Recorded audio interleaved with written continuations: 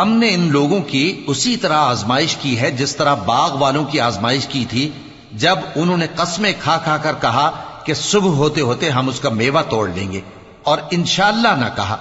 سو وہ ابھی سو ہی رہے تھے کہ تمہارے پروردگار کی طرف سے راتوں رات اس پر ایک آفت پھر گئی، تو وہ ایسا ہو گیا جیسے کٹی ہوئی کھیتی۔ پھر جب صبح ہوئی تو وہ لوگ ایک دوسرے کو پکارنے لگے کہ اگر تم کو کاٹنا ہے تو اپنی کھیتی پر سویرے ہی جا پہنچو۔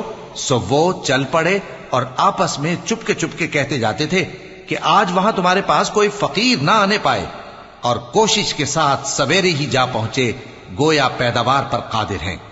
پھر جب انہوں نے باغ کو دیکھا تو ویران، کہنے لگے کہ ہم رستہ بھول گئے ہیں، نہیں بلکہ ہم بے نصیب ہو گئے۔ ایک جو ان میں سمجھدار تھا بولا، کیا میں نے تم سے نہیں کہا تھا کہ تم تسبیح کیوں نہیں کرتے؟